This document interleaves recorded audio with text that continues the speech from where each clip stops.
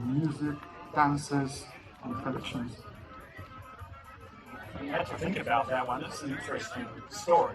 But the very first exposure I had to Bulgarian folklore was when I was still at school. We had in the kitchen in my home a diary on the table, and it had photographs of festivals around the world. And one of the photographs was of some women singing, and they were in costume. Their costume I now know to be from Silistra. But anyway, the caption said that they were singing at the Koprišnica festival. And so I thought, oh, that's interesting, that was nice.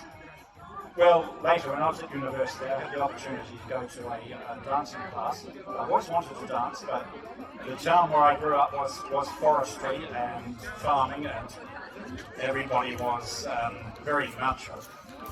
So you don't dance, but I wanted to. So there was a dance class. And at this dance class, we had a guest teacher. His name was Ethan Rowe, a Canadian, who taught me he taught the whole class, some Bulgarian dances.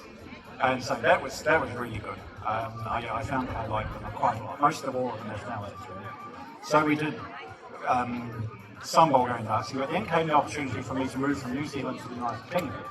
So I made that move, and I thought, okay, let's see what our chances of attending this festival are. I actually bullied the leader of the dance group I belonged to at that time. That group's name was Sporenka, which now we don't exist anymore. But anyway, we organised a tour and we went to the Koprišnica Festival, 1986. And oh my goodness. At that point, it was a very huge festival, about 100,000 participants, 20,000 performers, 100,000 in the audience. The fields around the village, they were just packed with an experience that would never repeat. So I'm afraid from that point onwards, I was lost. I just had to do Bulgarian folklore. And so I've been doing it ever since, about 40 years, I would say now.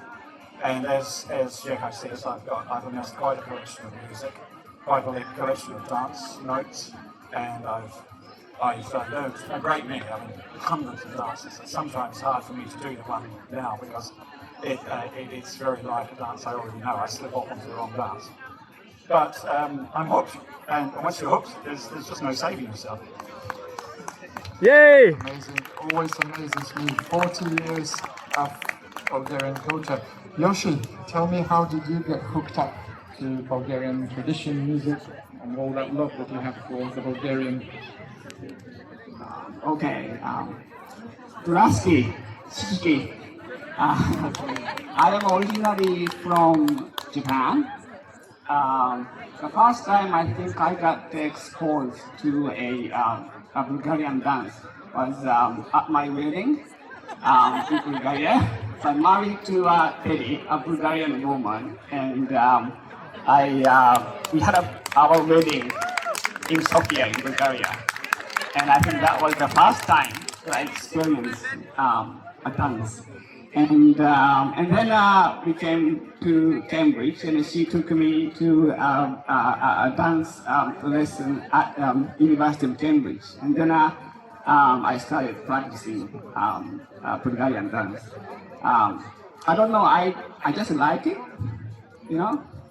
I just like it, I think. We can tell. Yeah.